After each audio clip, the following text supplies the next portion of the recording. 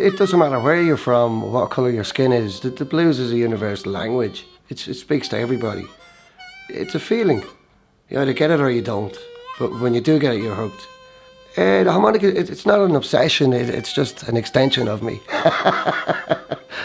It's my way of actually expressing myself through the harmonica. You know, the way I'm feeling. Sometimes sad, sometimes good, sometimes neither. You know, it's an expression of me.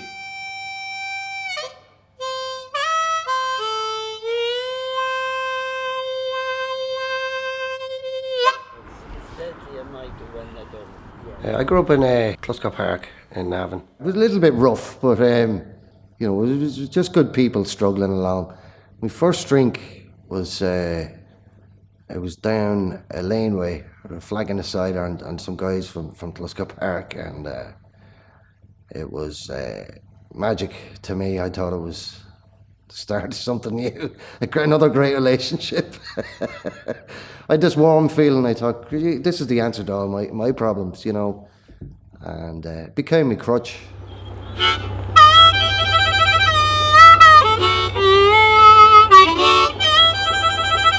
I moved to a lot of cities, a lot of countries, blaming each one, you know, for them being wrong, but I was just running from me. Before I went to America, I was living in Dublin, and I was working in the buildings. I'd met this woman in a pub in Dublin, actually, an American girl, California. It was the same thing again. I wanted to run from where I was. I thought America would cure all my ills. But I'd also this fantasy about America. It was a boyhood fantasy to see all the great blues singers, and all came from there. So. Well, now I'm going to ask you a question. Yeah. Could you do that? You're a good player. Yeah. You're a good player. Yeah. Could you do that when you were half gargled and you went home at 12 o'clock at night on the bike? Yeah, I used to do it all the time. I used to do it in one hand. When I got to Chicago, that was the dream for me. I played in several bars, including the House of Blues, which I was a regular player in. Yeah, the clubs were great. I could get up and play with the best.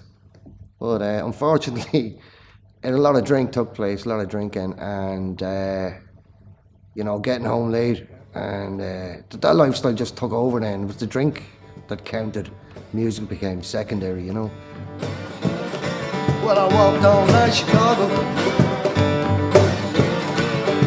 I cried the whole night long.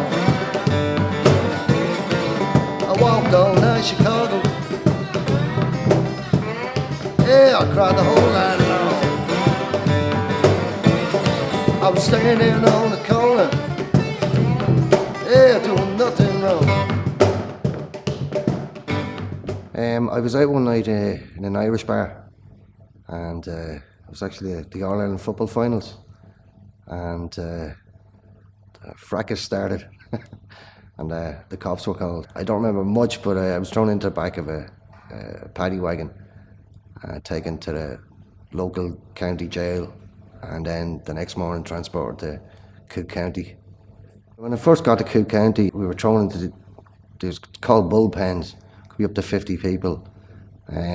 Scary place. There's a lot of mean-looking people there. The first night we were there, this guy hung himself. Scared the crap out of me. It was a really fucking scary place, a sobering place. Next morning I was in Cook County's care. No friends here, just that big warden's there. Long way from era, the American dream.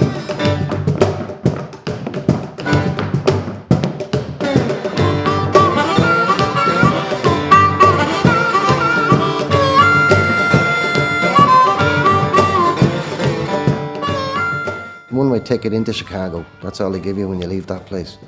I had nothing. I was seriously feeling very down. I was walking down the street.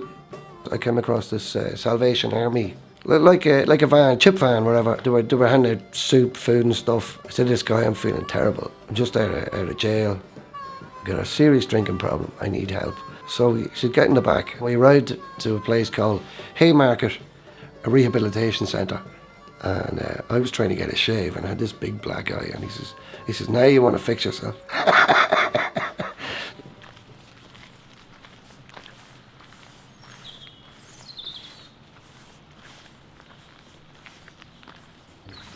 When I got back home to Ireland, I just continued drinking, and I blamed Chicago for all my woes, and continued on drinking for another couple of years. I went mental.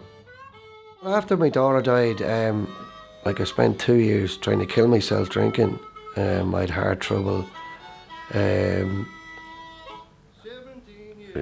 was in a bad place in my head. Just one evening I sat down and I said, well, you're going to die. You know, what point is to that? You're going to leave, a loving family behind. And I was scared, it was fear. So I stopped and I went and got some help.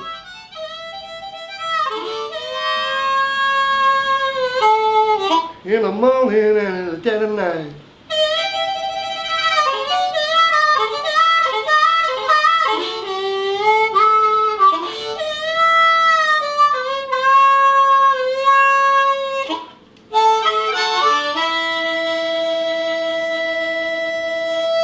That's how my angel took flight.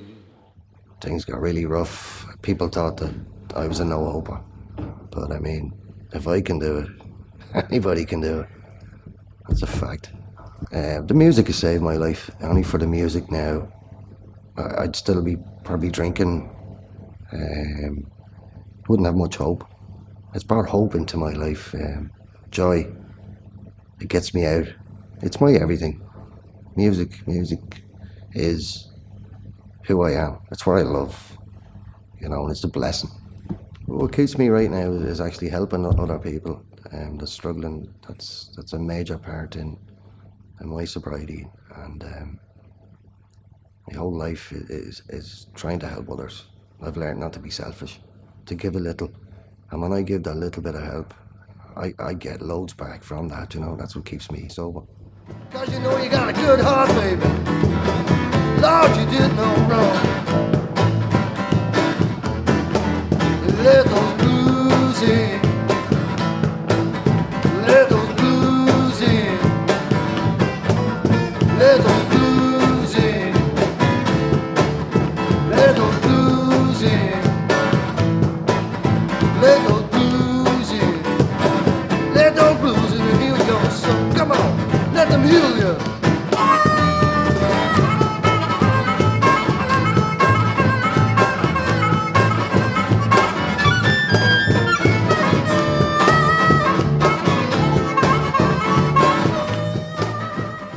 We all have to go through a little ups and downs. If none of this stuff hadn't happened, what would I sing about? That's the blues, that's life. Let those blues in. Just let those blues in. Let those blues in. Let those blues in. Let those blues in. Let those blues in and heal your soul. Come on, let them heal you now.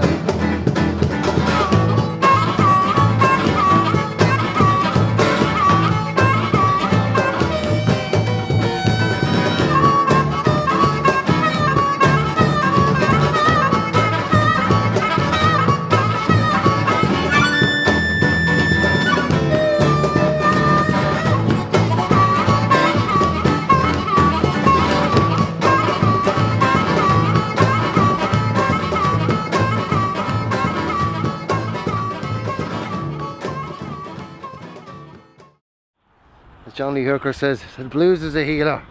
I learnt my blues in Tluscott Park.